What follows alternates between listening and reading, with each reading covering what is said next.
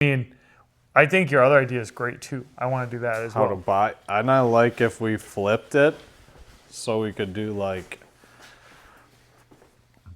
Part 1 and 2 or So whatever. instead of doing a buy first, you're doing a sell first.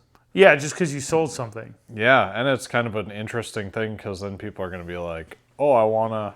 What do you do when you want to buy something?" Yeah, why don't we lead up For to the that? 38 That's our next viewers we video. get. Yeah, but the like nice 38 viewers who are actually like, you guys are gonna pop off. I was like, whoa, that's the first time some dude said that. It was probably you on an alternative account.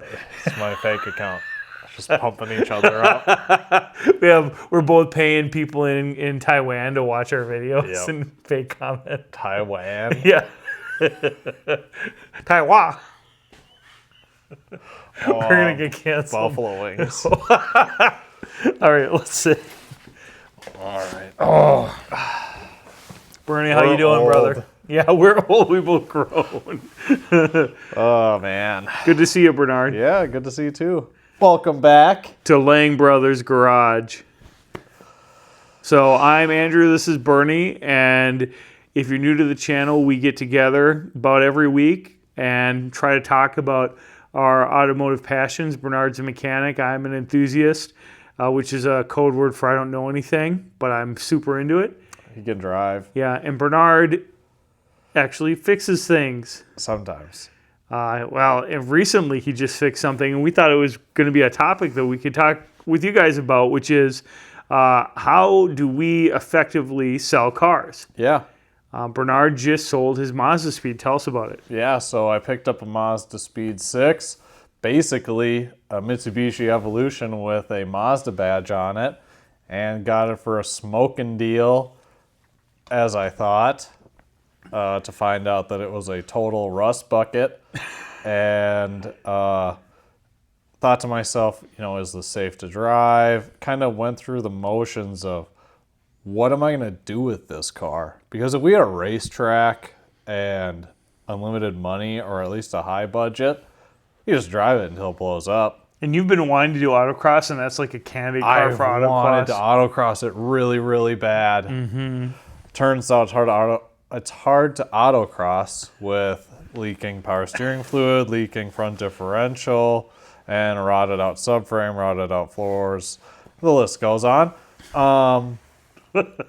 And then I decided, you know what, I'm going to post it up for sale. Mm-hmm. And 2 days later, sold it. Like, no questions asked, really. Now, first of all, in general, were you expecting to sell the car that quickly? Honestly, yeah. Okay. I mean, judging from the market on Mazdaspeed 6s, like I said, this car is extremely comparable to a Mitsubishi Evolution. It was a 6-speed manual, all-wheel drive, direct injection, turbocharged 4-cylinder, and it was powerful. It had a tuner on it, a very highly sought-after tuner. My first messages on the car were for the tuner.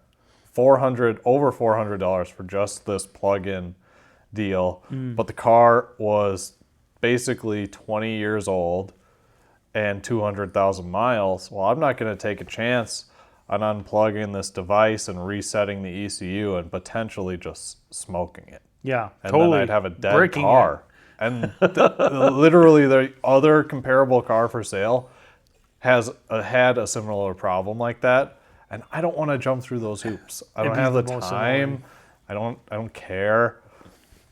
So I was getting nearly 100 messages in 2 days, and eventually a guy drove with the trailer, which I was really hoping somebody was going to do, drive and meet me with a truck and trailer, because there are tons of people. I mean, this is my first manual transmission car. I want to learn how to drive stick. All of this stuff, and it's like, there are not many manuals left, number one. Yeah. There aren't many fast cars for $2,000. And this is faster than every single car for $2,000. There's not one car for $2,000 that's faster. Guaranteed. I would put money on it. Because what was the horsepower in that engine? 274 stock. Yeah. And so with the tuner, it was probably like close to 300. Yeah. Yeah. So that's And it's crazy. like, And it's direct injected. So it's like fuel burn was extremely efficient. Of course, the car had its flaws.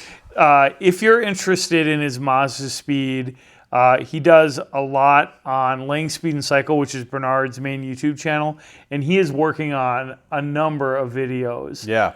Where he's going to show the ups and downs of getting that car from basically being inoperable, Totally inoperable, not drivable at all, to running and driving and sold.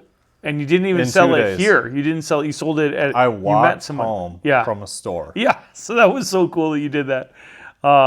So that's going to be an awesome topic, and we thought that it was just a great source to talk about. What were some of the things that you did that led to your success? Yeah. What were some of the tips that you would give to help someone sell their car? I already heard you say one thing that I don't know if this is a tip that you were thinking of, but you knew what you had. Yeah. So that Big was huge. If you don't even know what you have, this sounds obvious, but like most people don't know their cars at all. No, people don't care. I had some guy look at it and he was like, "It's pretty cool," and I'm like, "This car is not for you. It's pretty cool. I don't know what it is. It's not for you, man. You're just gonna get into trouble and it's gonna break. Yeah. And he's gonna have no money to fix it. Yeah. And it's like, that's the problem with a high performance car. High performance costs. Right. You're paying for it. Right. And you seem to be like, I thought, really respectful of the fact that, you know, a first time car buyer who wants a manual, or like that kind of guy, a hobbyist who doesn't really know what he's getting into, would not be good candidates to buy that car. Yeah. And because you had so much interest, because you said you had like 200 messages? 100. Yeah, that's crazy. 100 messages. That means that you can be a little picky about who you're talking to.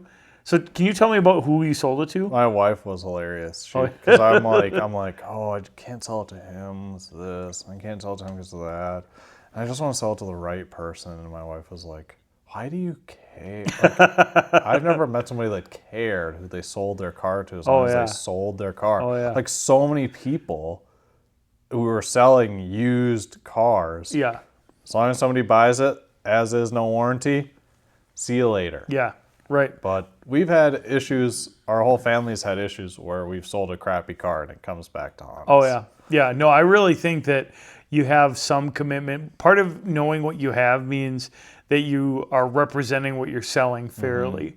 And being truthful is such a rare thing in the used car market that it can really make a difference about whether or not the sale's actually closed or not. Right. Because if your sale isn't closed if you have cash in hand and the guy comes back and pounds on your door and says he's going to call the cops if you don't open the door, you know. And so you have to pick someone that you know is going to be solid. Yeah. Or else you're just setting yourself up for more problems. Right. So tell me about the guy you sold the car to. So he actually works for the local scrapyard that I go to frequently.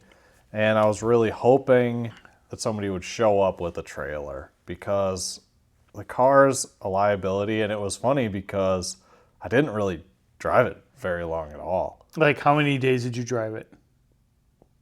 Like 2. Well, that's like better than none. But like he's that's test like driving it, yeah. And he was like, "So, how many miles have you put on this car?" And I looked at the odometer on 50, and he was like, 50 miles is all you've driven it? And I was like, "Yep." And he's like, "So, do you just like flip cars?" And I'm like, "I mean, sometimes, but this was just kind of like it didn't work out. Like I didn't really want to sell it." Yeah. Why did you decide to sell it? It was so rusty. Yeah. And so they're timing chain engines, which are typically more reliable. Right. Mazda 2.3s of that generation might grenade themselves. And I don't want to deal with another project car. Right. I wanted a beater car. Yes. And direct injection. They have a high pressure fuel pump, just like a diesel truck. That takes a crap. You're either dumping too much fuel in or not enough. You lean the motor out or flood the motor out. Oh my gosh. You're down another engine. It's crazy, like, dude. There's that. And so all these things were dancing around in my head, and I had more brake dust in my lungs than most people have their whole life. So there's that. And, you know, it was just like, I can't even confidently drive my kids back and forth to school in this thing. So it was just sort of disappointing, honestly. I mean, I loved the car. Yeah, you were excited about it. It was definitely a cool car. You knew that it was special. And then you put the work into it to get in driving. And it just sounds like when you start driving it, you realize how sketchy it was. Yeah, so all of the suspension, all of it, shot. I mean, you'd be driving down the freeway and you'd hit a bump and the whole car would just like...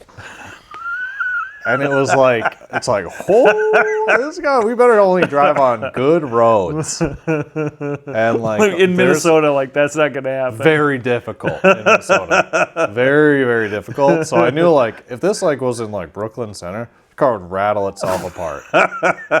Like one of my selling points was, hey. That's probably where it's going to end up is in Brooklyn Center. Like, the wheels are probably going to end up. Yeah, right, yeah.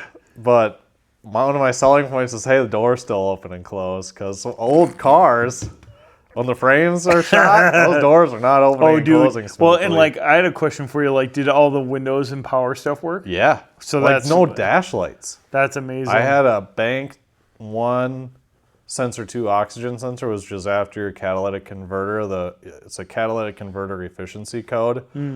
That car had so many exhaust leaks. I wasn't surprised at all. Cleared it, kept driving it, never came back. I'm like, little lazy oxygen sensor, it's fine. It'll kick in some other It'll point. fix itself. That's hilarious. But I mean, mechanically, the car was just like pretty good. Yeah, I mean, I'm really pleased that you put all this work into getting the brakes all fixed up. Yeah. And cleaned it up, and we're able to. The detail job was hilarious.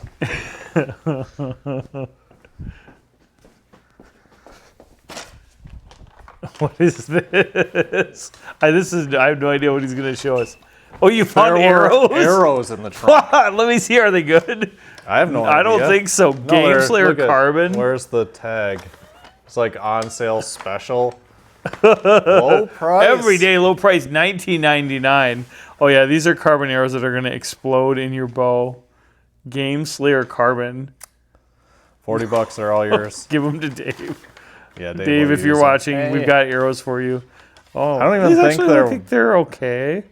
That's hilarious. I didn't expect to see an arrow today. Those are crap. Those are not safe. And then there were black garbage bags, like 4 different kinds of oil. Wow. Okay. Stop leak, power steering fluid, 2 scissor jacks. 2 scissor jacks. 2. Wow. Okay. Neither of them had the rods to jack them up with. So it was like the guy. It was owned by a car guy who was just dumping his stuff in there. So it's probably his beater car. It was 100% a beater car. The guy drove 50,000 miles, probably never changed the oil. Yeah, crazy, dude. That's so crazy. So there was another like. Yeah, I'm out of this thing. The motor is just gonna give up its ghost. I had a similar experience with my 80 series Land Cruiser, where I bought that car because I'm very stoked about it at first. Yep. Super cool, desirable model. The guy had put brand new, beautiful 35s on it. What was the generation of that called? FJ80? Yeah. Yep. And mine was a 96. Picture of it here. Yes, it's a nice Land Cruiser. Car ran. It was going to be my daily driver. I did daily drive it for a year. And all that happened with that car is I just kept discovering more problems. And finally, it was a breaking point when one day we were at my parents' house, and Bernard, I had a sense that the rear frame, it wasn't the subframe, it was the actual frame, was really rotten. And but it was kind of hard to look at. You took it over to my house. Didn't the spare fall off or something? Well, I think that was after. At first, do you remember we had like a party at Mom and Dad's? And I was like, look at this suspension, or look at this rear frame. And we like ducked under, and you're like, you need to sell this car. It jumps up. Have you ever seen Minnesota Rust like in its prime? It jumps out at you like a ghost. It's like a horrible monster, like the mud monster in Candyland or something. Bad. Yeah, it looks angry. if someone ever surprises you and like around a doorway that just sort of Yeah. Have you ever had Taco Bell for 3 days in a row? That's what the rust from Minnesota looks exactly. like. It's a bad. disaster. It's so bad. Anyways, So the what 80 were we series. talking about? Well, we're talking about things that made us sell our beater cars. Helped us, Yeah. yes. Yeah. Well, so So anyway. what did you do to the Land Cruiser to help it? Well, the first thing related to your point was I knew what I had. Yeah. So, like, I'm sure you did this. I saw this in your listing, actually, so I know you did this. And I remember doing this in my Land Cruiser listing is I explained exactly what I had, all the pluses, because you understood that your car was a desirable sports car. I understood that my car was an iconic off-roader. Yep. And then I said the honest truth about what was wrong with it. Yeah. Has rust issues. Which was crazy. Andrew put this Land Cruiser up for sale, and I'm like, there's no way. Yeah. And then he sold it. Same with your Right away. 65 Mustang. Oh, yeah. That's another like, example. There's no way. I sold the Land Cruiser for what I paid for it, which was, I think, around $5,000. Which Dang. they've gone That's up a in heavy price. price for Yeah. a truck like that. Yeah, well, and the '65 Mustang, that's another story. That's an example of another tip that I think is related to knowing what you have. Yeah. Which is be excited about selling your own car. Yeah. Or at least like serious about it. Yeah. Because what happened with that car, that '65 Mustang, which is just a straight six car, nothing special. Basic Mustang. Most basic. And I listed that. I bought that car for I think it was $3,200 in Iowa, and I owned it for like 3 years and basically just kept it running and driving, which is how I bought it. I brought it up to Minnesota, and Bernard and I had worked for months getting it ready to do an engine swap. Yeah. And then we had a similar experience of realizing that if we kept it, the work was going to be overwhelming. Yep. And we kind of had a come to Jesus conversation where you're like, I really don't want to help you change the drivetrain. It's going to be a pain in the butt. It's just like you'd get underneath the car and you'd touch something on the car and it's just like, man, this thing is just digging itself a deeper hole. There was nothing specifically wrong about the car except for the fact that it was just tired And everywhere. we can't do this full time. Yeah. Restoring No cars is not our full-time job. No way. Yep. Buying car parts isn't our full-time Right. job. Yeah. Building engines isn't our Yes. full-time job. And you're building a family, Yes. and I was doing my own thing. Neither of us were ready to tackle a giant restoration like that. No, and it wasn't clear that it'd be worth it because, as anyone knows with these classic Mustangs, you do a V8 swap and you do everything. You change it, from 4-lug to 5-lug. I had a T5 transmission from a Fox body. You do all of that work. Well, how much is a car worth now? Yeah. $8,000 maybe. Then. Yeah. I mean, yeah, then maybe it's worth more now. I don't know, but I sold the car as is to a very enthusiastic senior in high school. Yep. She was getting it as her senior gift from her rich parents. Yikes. And she drove it around. She goes, "This is so cool. I've never done anything like this. I really like this." She was high on carbon monoxide. The 65 Mustang was the best-selling year of the Mustang in history. She said that? No, I said that. Oh. I was passionate about my car. And I pointed out all of the things that I did, like put in a new headliner. And honestly, you're pretty good at restoring cars on a budget. well, I appreciate that. And I also know what adds value to me Right. when I'm enjoying a classic car. And that usually means it's practical. Yeah. Like, I'm not going to get excited because I have a big, goofy shift box that does nothing. Yep. I'm going to be excited because my steering wheel is nice. Right. Or the headliner isn't sagging on my head. Or the car has no brakes. Right. These are all things that I know and enjoy in a classic car. Or like if my headliner sagged like it did on the Dakota, I delete it because I'm like race truck. And it's loud, it's echoey, but it makes me feel more just like brute and raw. You see that. Yeah, he's driving it now. It's the snow's all melted. It's been nice in Minnesota, but I'm still afraid to pull my Challenger because of salt. But Bernard's got me thinking otherwise. I haven't changed the oil on the Dakota in over a year, and I just drove the wheels off of it yesterday.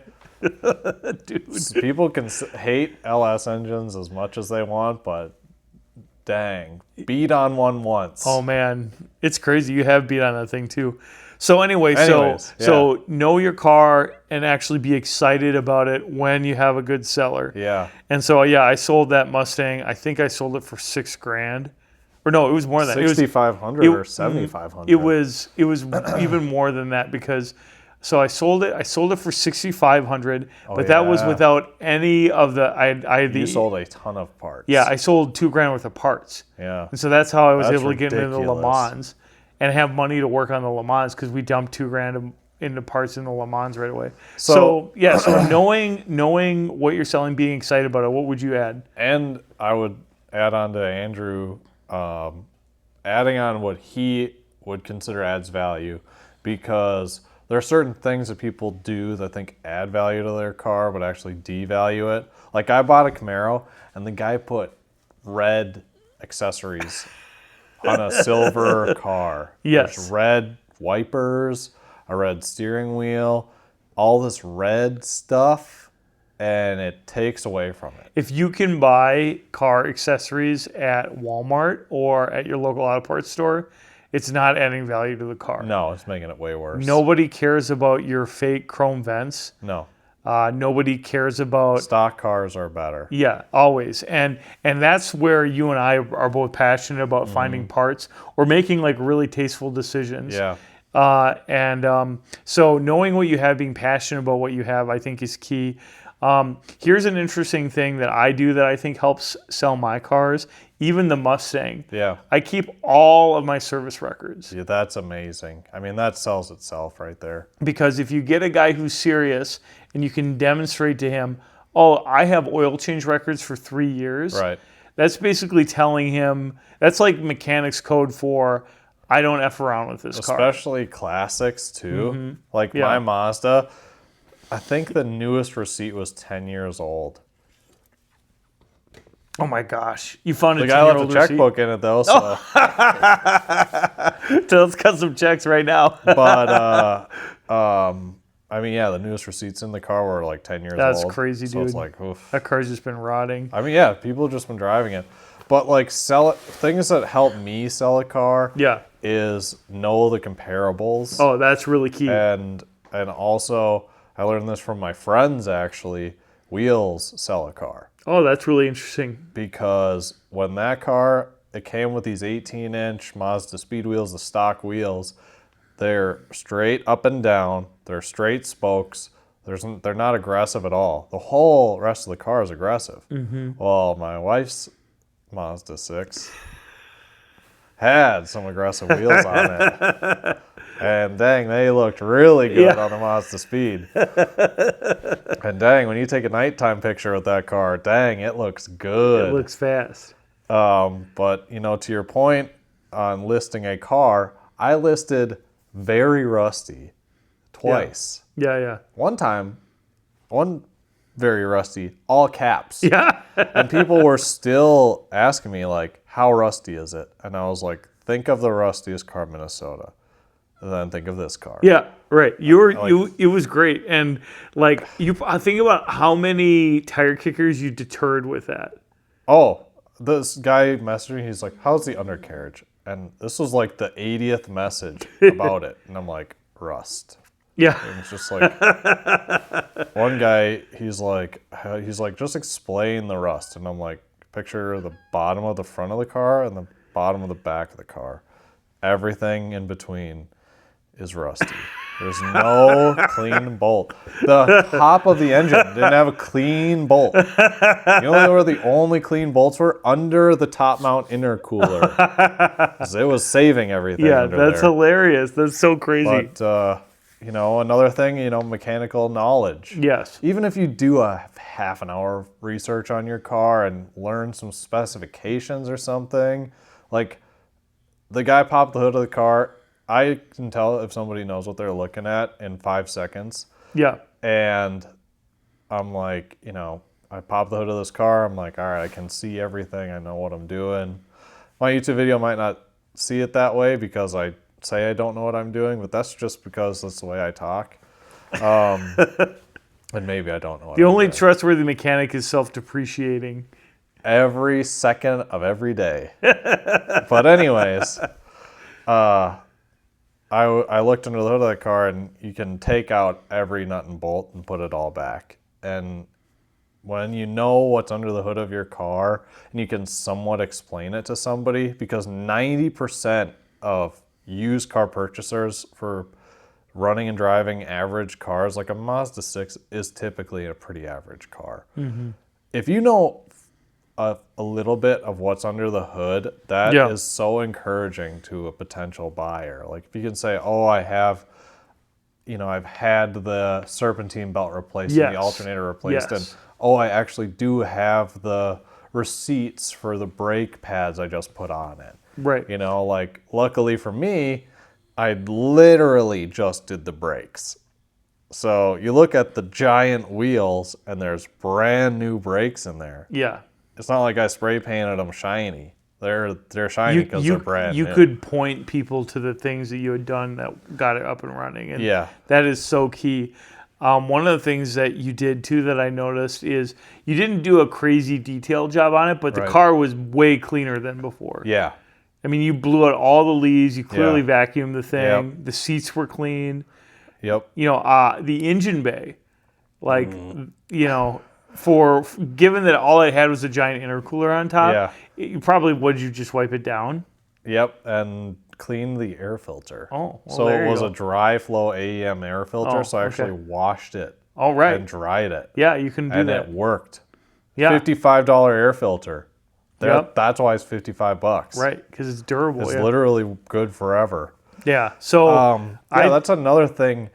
Don't go crazy on the prep, but prep. Yeah, like, I totally agree. It drives me mental. If I go look at a car and there's like empty Lay's chips bags in the passenger footwell. I looked at a car, there were cigarette butts. It just smelled like a cigarette. Yeah. And there's a free vacuum and car wash on every block in America. Yes. Go find use it. Yes. It'll suck up 90% of the crap in your car. It's incredible. Including memory cards. From audio video, car videos that you are never going to publish. Never going to see.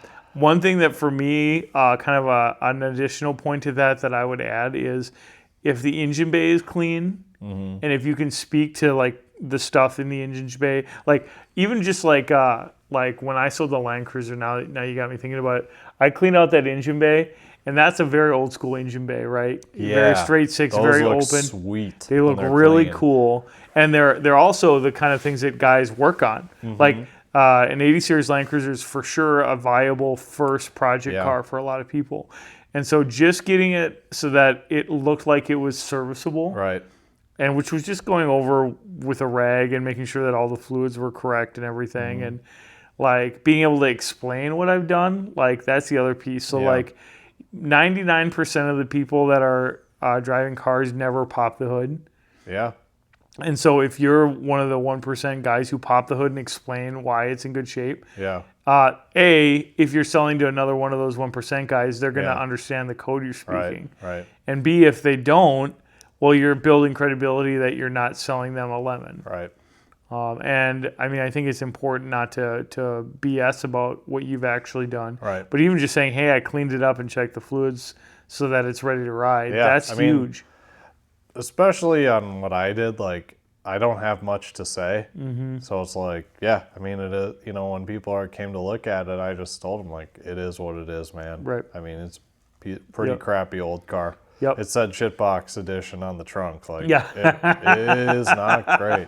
Now, and like if let's say you were going to hypothetically sell this, like you would have so much to say about it. I'd be selling part of my soul with this. Yeah, and you'd be you would meticulously describe the work you did and provide documentation and proof that it was as serious of a build as it was for you. Even the Mazdaspeed, like I was very leery with letting anybody drive it. Yep. Just because this is a car that's extremely hard to find, running and driving. Yeah. For $2,000, and hard to find parts for. I mean, you can't just go to the parts store and buy parts for it anymore, unfortunately. And this is a car, just like your Le Mans. I mean, put a lot of blood, sweat, and tears into that thing, and the last thing you want to do is have some hotshot hop in it and tear it apart. Oh yeah, yeah. You know, like Totally. If I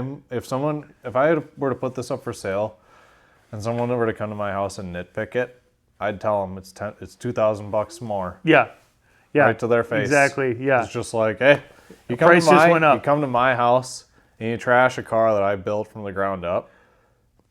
You get to walk it. Write or whatever review you want. Go on pound Facebook. sand. That's See hilarious. You later. No, I had a funny experience related to that after I traded for my Challenger.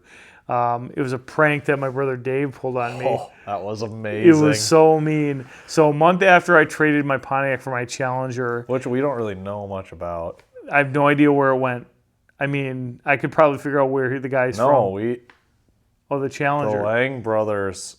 Oh yeah. Fans. Yes. Don't really know that story. Yeah. Well, so that's a big story. Next time we're at my garage, it'll be warmer. So we got to talk about our cars. The people are talking. Exactly. We will do that. We should do that. So we're going to talk about buying. Oh right. Yeah. Project cars too. Okay. So I'll save the prank story for another day. Yeah, we'll talk about buying a car and what can happen. Oh right. Yeah. In another episode. And get Dave, and then we can tell the story about this too. Yeah. Because it is true that it was more related to like possible buyer's remorse prank. Yeah. And he got me good. How you got it is ridiculous. It was ridiculous. He was really clever, actually.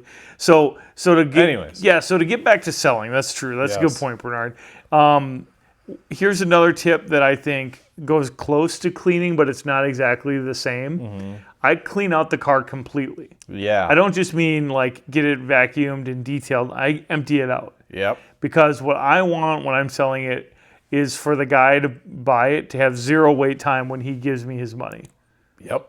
Because I want it gone immediately. And when we buy cars, yes, we don't want somebody else's crap. No, the last thing I want to do is find one random earbud that you decided that you wanted or whatever. Yeah. And like you never know if you're going to get it in because first of all, I think that it's automotive code that if you leave something in your car when you sell it, too bad. I lost a car seat once that way, and I was like, whatever. I'm never going to see it again. That's just the way it is. Right. I mean, I was going to bring the guy's checkbook back. And you know what he said? Throw it away. Oh, wow. Nice. Don't throw your checkbooks away. Don't do that. That's you should burn it. Yeah, that's shred them. Yeah, shred them. Yeah. Give them to your brother. Yeah. Yeah, right. Yeah, give it to Dave.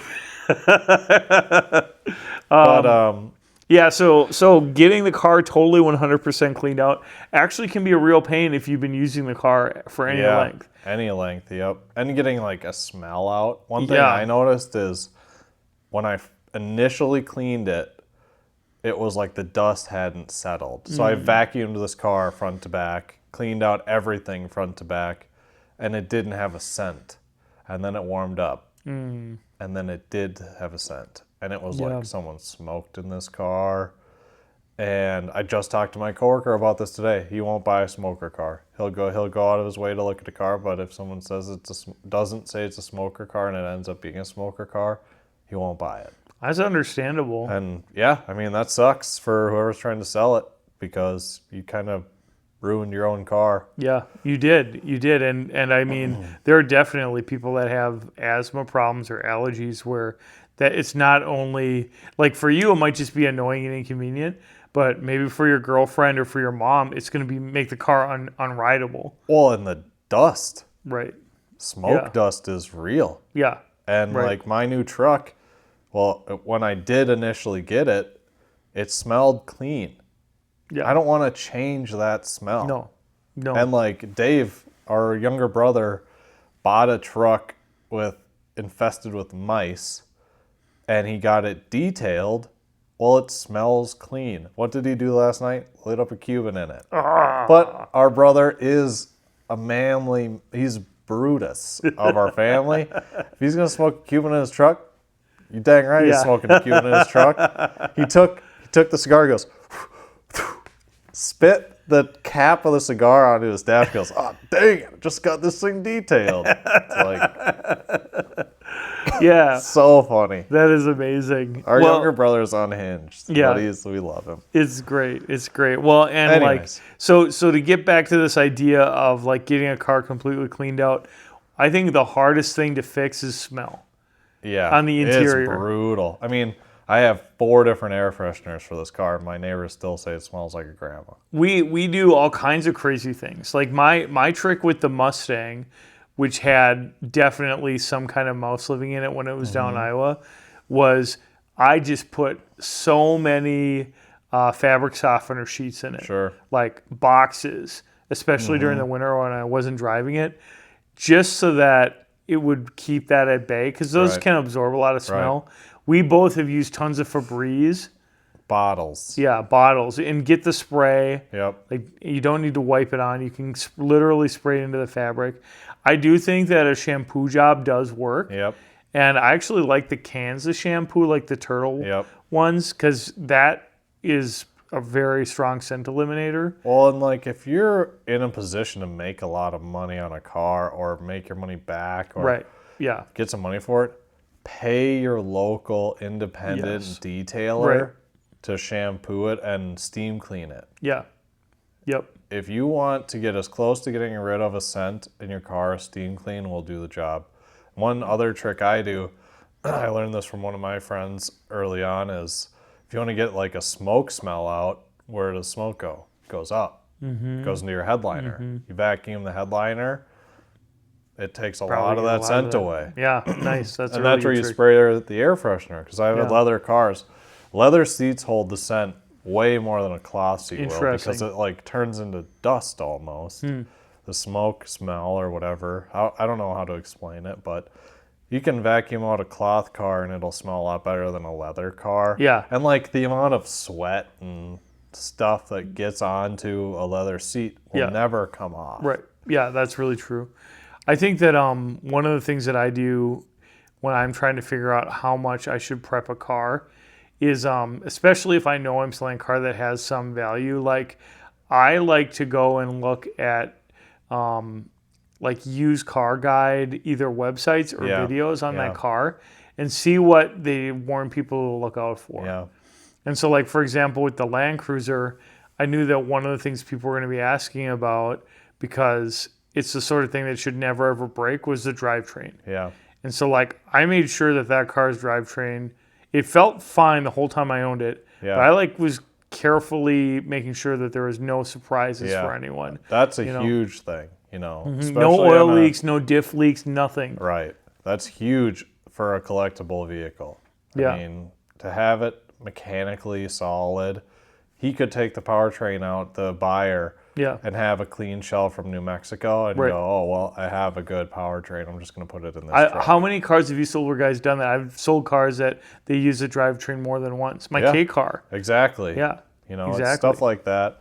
And one mistake I made, I would say, is I didn't learn my market. I didn't remember my market. Okay. When I listed the car. Okay. So when I posted the car, I was thinking in an enthusiast, in a driver sense. Yeah. I didn't think of I'm selling a $2,000 car, $500 car in 2025 on Facebook Marketplace. So there are tons of dudes who just are getting onto Marketplace, searching in the automotive category and just putting a filter of $2,000. And your car, most of Minnesota, is showing up. And manual transmission. Yes.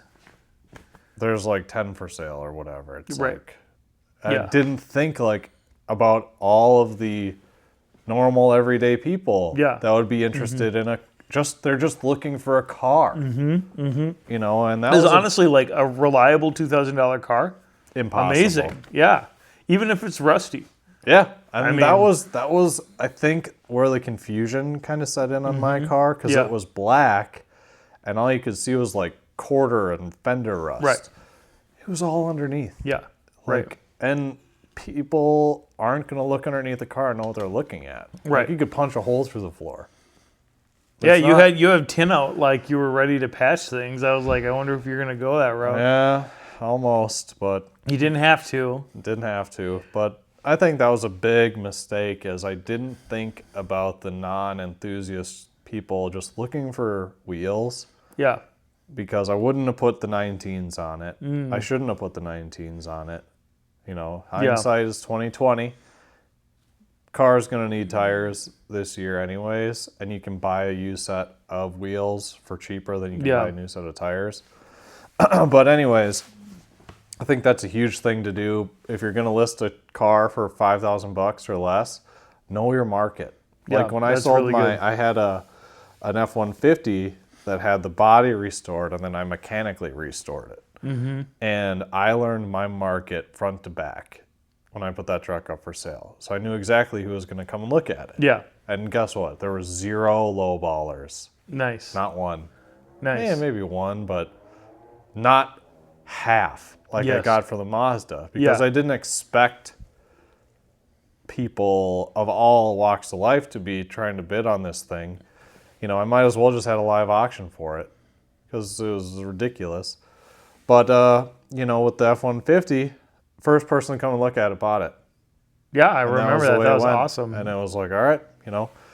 Because that car, someone would need to be looking for it in order to find it. Well, there isn't another one for $5,000. I've been watching the market on F-150s in Minnesota.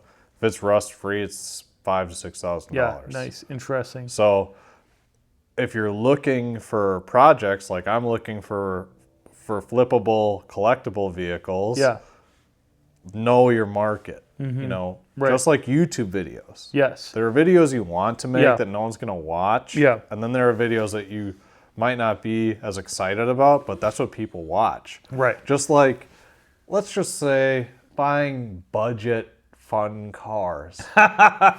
What a novel idea. Yeah. It's not like a large channel would ever copy an idea that we had. 2 weeks after we published the video. Wouldn't that be a treat? Like a donut. Delicious donut. Huh. Yeah, that was sketchy to see that. Kind of funny. And after Speed did it too. Oh, really? Well, Speed did the $25,000 right. cars. Oh, yeah. So that's probably still, that's a stretch, but I'm sure they saw that and went, oh, we can do that. Yeah. But they don't have James Pumphrey. Yeah. And neither do we. But guess what? You got us. Dust got us. Dust got us. So, how many channels can you watch that have an experienced mechanic and a car nut who's like an encyclopedia of classic cars? This guy says car codes, and I'm like... Yeah, well, I like that that Bernard is actually putting his back into his passions, and this is, you know, so cool about this story is that because how long did you own the Mazda overall? Like less than a month? No, I think 2 months. Yeah. Okay, so like, and you bought it for what? $500. And you sold it for $1,600. That's pretty sweet. Bought 700-ish into parts, I would say. That's real money. $700. So I mean, just goes to show, like, that's a solid sale. Like, that's a win. I'd take that. There's certain things you want to take out of it, because when I started buying and fixing cars, I told my wife, like, if I'm not doubling my money, I'm losing money. Because of the labor. Yeah, because labor, and it's just the profit margins. Right. Just like it's not adding up. Yes. There's a guy flipping cars right now to buy a Viper, and if you're making $200 on a car, you're never going to buy a Viper. Yeah, right. And that's kind of how I feel. Mazda, I told myself before I bought the Mazda that this is going to be, I'm not going to buy any more rusty cars. Yeah, right. Whoops. Wrong. But yeah, I mean, it's cars like that refuel your passion. Yes. It's like, oh man, this car's so sick. And I'm so glad that you figured it out, because there was a low point where you were thinking of just dumping it when you had not gotten to a point where you could sell it for a profit. It was bad. And like, I remember talking to you. You're like, should I just dump it? And I said no. Yeah. And like, that was close. I was just gonna sell it as is and sell the tuner separate. Yeah. And just call it. Yeah. So it is a commitment to flip cars like that. Yeah. But and like time, you know, what people don't understand is a lot of our viewers in Minnesota, the weather changes are so ridiculous that it's like, I just can't work right now. You worked on a car when it was, like today it's 60 degrees. Yeah. A month ago it was 30 degrees below zero. Yeah. Easily. And the heater was blaring in here. Well, guess what? The heater doesn't heat up a slab of concrete when it's 30 below zero. No. Bernard's It's cold. was, and we're old. Like, yes. You watched us sit down. Yeah, we can barely sit down. So yeah, imagining Bernard working on that car, I mean, and knowing how messy and gross brakes are, I was like, that's a drag. But The you pulled video it off. will show you. The Mazdaspeed video will show you how incredibly rough that car was. I can't wait to see it because I've been patiently wondering when that video is going to get published. So hopefully soon. Very soon. You should see all the in-progress edits that Bernard's doing. It's amazing. So go check out Lang Speed and Cycle. If you want to check out my old channel, it's 555 Gear. But most of all, if you made it to this point, we really want to thank you for watching. Lang Brothers Garage is a new project for us in 2025. I believe this is our 11th video. Wow. And our 10th episode. Wow. So we are really grateful for guys tuning in. Yeah. And we would love to hear in the comments what you'd like to see on this channel. Make sure to share your tips for selling a car. Mm-hmm. And if there's anything that you'd like to see on the channel, just throw it out there. We're all ears. Our next idea is things that we're looking for when we're buying a car. And we're going to show you our car soon. Yes. Because it's Lang Brothers Garage. Yeah. We need to show you our rides. Yeah. And I'm really excited. I love talking about our vehicles. And Andrew's got so much education on paint correction.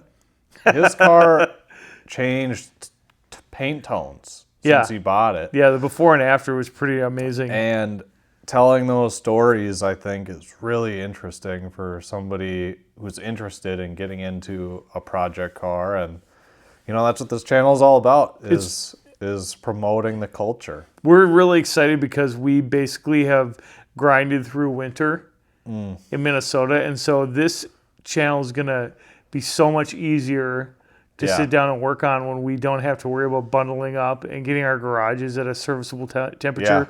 Or as you saw in my garage, just eating it. Yeah. Just literally freezing to death. There was one time I got horribly sick after an episode.